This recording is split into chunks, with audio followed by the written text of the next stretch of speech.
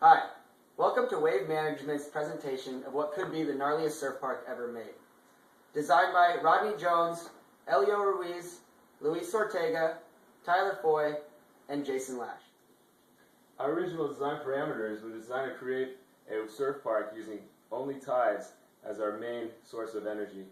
We had to also have a very sustainable and environmentally friendly project. Our first project challenge was to decide the location of our surf park. As you tell by this map, there are multiple locations around the world that could utilize this energy difference. The first one is Alaska, which is very cold. Second is Panama, which has the largest tide differences around the world. Unfortunately, there is not a large surfing population. Third is Europe, which also has very good waves. Therefore, we decided that our wave park would be located in Puerto Penasco, Mexico. We decided this because it had warm water and weather, no existing waves within hundreds of miles, and economic growth possibilities.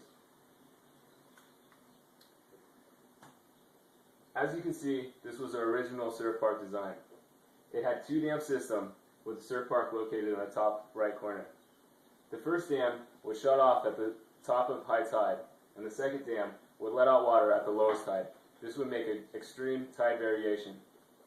This tide variation would use a hydraulic head between reservoirs to create a surge of wave.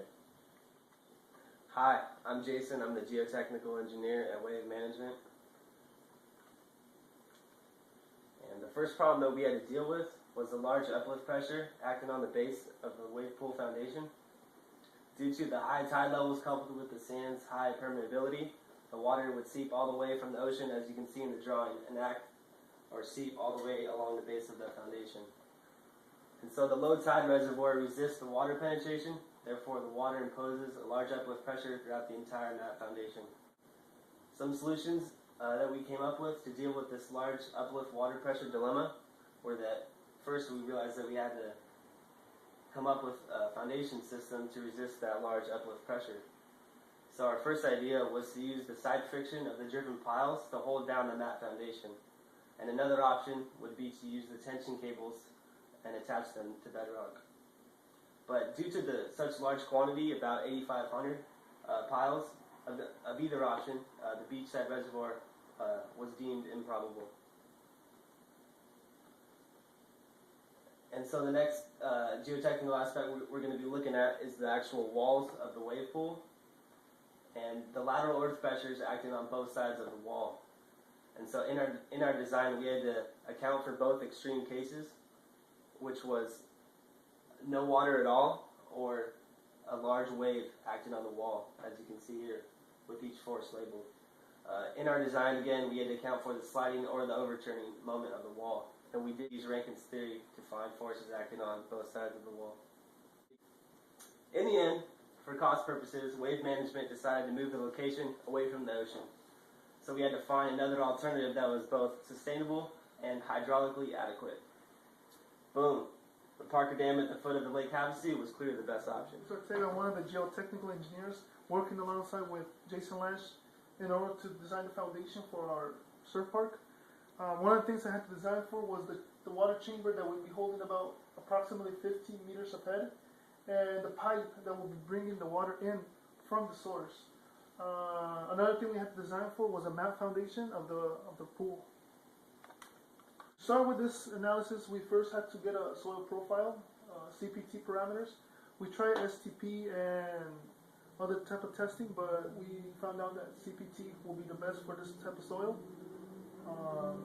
As you can see, we got tip resistance, sleeve friction, and pore pressure. These are the three main type of measurements that we needed to get our parameters.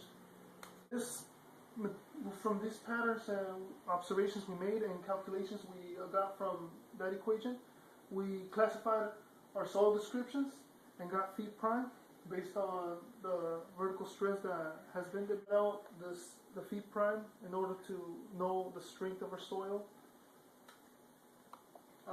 From these parameters and these readings, we got the foundation settlement that the foundation of our water chambers will experience.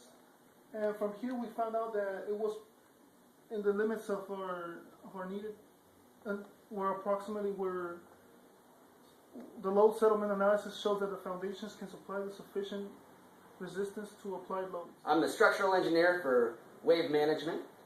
I'm going to go ahead and start off with the structural design for the ocean reservoirs, which you guys, of course, know already failed miserably.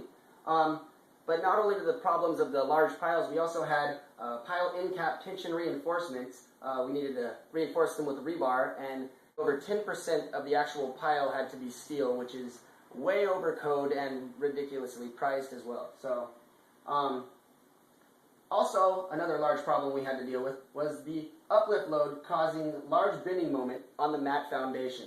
This is hypothetically 2 of the columns, and the mat foundation would have such a moment and be bending in the middle. And as you can see, it bends the opposite way of normal because the pressure is coming from the bottom. We would have had to put all the tensile rebar on top, which is not only more expensive to create, as well as just the sheer number of rebar was exceeding 10-11% as well, just like the piles. So pretty ridiculous and expensive. So definitely not buildable. Here, the pool infrastructure is seen. It hasn't changed much since the beginning, whether it's reservoir or river location. But we calculated the mat foundation reinforcement. It did have some uplift, but not nearly as much as our beach. The mat reinforcement for our beach area, which was very thin, had a little bit of uplift, but like I said, not nearly the hydraulic head that the beach had. And then, of course, the wall reinforcement to resist the bending that was spoken about earlier due to lateral pressure and high waves coming through the park. Here we have our wave channel structural analysis, the main kahuna right here.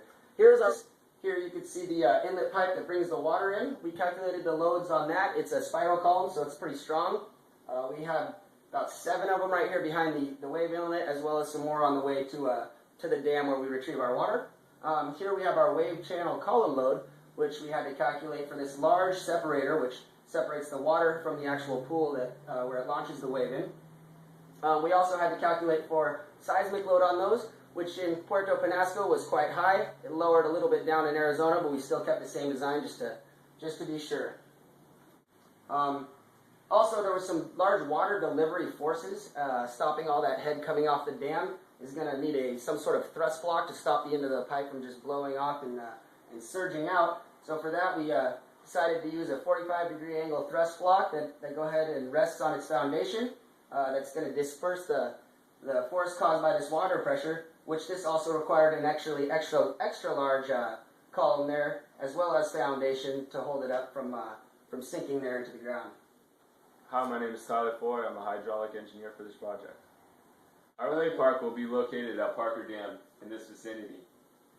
Parker Dam holds 211 billion gallons of water, 62 feet of hydraulic head, and has a flow rate of 1,212,000 acre-feet of water annually. This is more than sufficient to run our park as long as everything else that is connected to this dam. Our actual wave machine will use Bernoulli's equation along with flow rate equations to calculate the actual wave size and velocities through the pipes. If you plug in the input elevations, pressures, velocity, and head loss throughout this system, you will be able to get the velocity at the bottom of outlet flow of the pipe as well as the height of the wave. Other wave physics, including the wavelength, amplitude, and time, will be considered with calculations. This is our channel design. It has a max height of 15 meters, which will be able to fill the max capacity. This will give it a max velocity and a max flow rate, as well as the max capacity of gallons of the wave.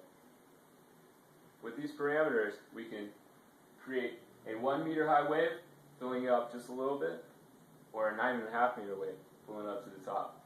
This will give you a wave breaking option to create a pipeline wave or a little kiddie pool wave. At the start of our project, we had multiple wave machine designs. One design option was to create a lever arm. This lever arm would fill with water and create a cylindrical effect on the actual wave machine. Another design was a hydraulically powered wave machine using the tides to create our energy. We decided that this was not within the scope of our design because it did not actually utilize the tides to wake the machine. Therefore, we decided to make the cylindrical wave chamber, which I just showed you. Our wave pool topography was also very important. Using calculations, we decided that the wave height is 0.78 of the depth. We use a slope of 4 to 16% using multiple rubber bottom puzzle pieces to place inside the wave chamber. This will be able to variate the way that we create a wave. We calculated inlet and outlet flows as well. Using the Manning's equation with a slope fraction, a roughness coefficient, and other parameters, we use this graph to find out exactly how much water would be needed for our park to fill it in 3 minutes. Ultimately, it was a 72-inch diameter pipe at the end. We also used an open channel to outlet the flows. Hi, my name is Elio Ruiz and I am the construction engineer for wave management. The project design schedule was created using Primavera SureTrack to create a 16-week timeline to schedule the adjustments and accommodations for the team progress and design deliverables. The project construction plan consists of 5 phases. Phase 1, mobilization and demolition. Phase 2, earthwork. Phase 3, surf park construction and testing. Phase 4, pipe laying and from the water source. And Phase 5, closeout. The cost estimate was created using RS means. For Puerto Peñasco, materials only were estimated due to the changing labor rates in Mexico. For Parker Dam, additional costs for pipeline and water was created from water delivery from the dam. The cost of dual reservoir piles. Due to the 450,000 square meters of Dam 2, it would require about 8,500 piles from the low tide reservoir. This would total about $190 million just in concrete and reinforcement alone. The dual reservoir system in Puerto Peñasco would cost around $305 million just in materials and design. This does not include labor, equipment. The price is driven so high because we're covering over a square kilometer with reinforced concrete. The surf arc itself, by isolating it, if it were to be built in California, it would cost around $9.5 million. This covers general conditions, material, labor, and equipment. Cost of materials. Aluminum is being used for the release gates. It's lightweight, it's sustainable, and it's corrosion resistant. Steel.